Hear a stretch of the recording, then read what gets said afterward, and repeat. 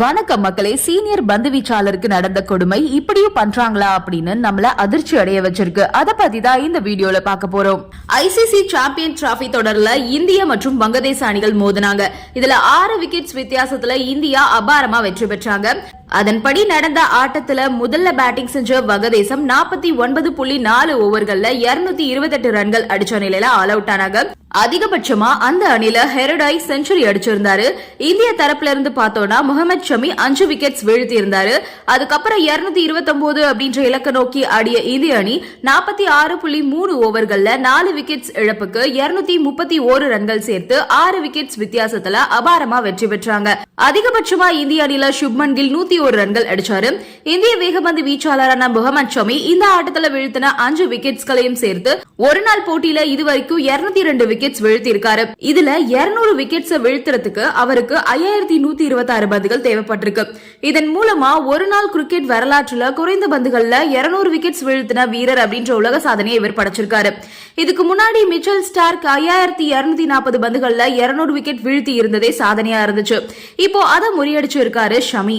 இத்தகைய சாதனையை படைச்ச ஒரு வீரரை பாகிஸ்தானுக்கு எதிரான ஆட்டத்துல பிளேயிங் 11ல கொண்டு வரலாமா வேண்டாமா அப்படின்னு தீவிரமா யோசிச்சுட்டு வராங்களா ரோஹித் சர்மா மற்றும் கௌதம் கம்பீர்.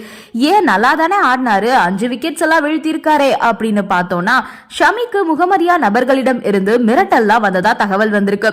பாகிஸ்தானுக்கு எதிராக சரியா ஆடல அப்படின்னா என்ன வேணா நடக்கும், பேசாம நீங்க ஆடவே ஆடாதீங்க அப்படின்ற மாதிரி எல்லாம் மிரட்டல் வந்திருக்கான். இதே என்னடா புதுவித சோதனை அப்படின்ற ரீதியில பிசிசிஐ முழிச்சிட்டு வராங்க. ஒரு தடவை பாகிஸ்தானுக்கு அகைன்ஸ்டா ஷமி ரன்களை வாரி வழங்கியிருந்தாரு. அந்த டைம் ஷமி ஃபார்ம் அவுட்ல இருந்தாரு. ரன்கள் தாறுமாறா போனுச்சு.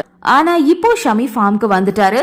இங்கிலாந்து தொடர்ல கொஞ்சம் எதிர்பார்த்த பெர்ஃபார்மன்ஸ் ஷமி கொடுக்கல அப்படின்னாலும் இப்போ இந்த பங்களாதேஷ்க்கு எதிரான ஆட்டத்துல ஷமி 5 விக்கெட்ஸ் கைப்பற்றி இருக்காரு.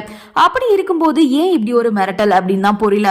பும்ரா காயத்துல இருந்து குணம் அடைஞ்சிருந்தாலும் அவரோட உடல் நலன் கருதிதான் பிசிசிஐ அவரை சாம்பியன்ஸ் டிராபிக்கு தேர்வு பண்ணல. பும்ரா உள்ள வர வாய்ப்பு இருக்கு அப்படின்ற மாதிரிதான் தகவல் வந்து கொண்டிருக்கு. இப்போ இந்த பிரச்சனையால ஷமிக்கு பதிலா ஹர்ஷ்தீப் சிங் உள்ள வர வாய்ப்பு இருக்கு.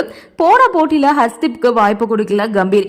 என்னதான் ஹர்ஷ்தீப் சிங் ரோஹிட்டோட ஆஸ்தான பவுலரா இருந்தாலும் கம்பீர் அவரோட ஃபேவரட் பிளேயரான ராணாக்கு தான் வாய்ப்பு கொடுத்திருந்தாரு. எப்படியும் ஷமி மற்றும் ஹர்ஷ்தீப் தான் உள்ள வருவாங்க அப்படின்னு எதிர்பார்த்த ரசிகர்களுக்கு ஏமாற்றம்.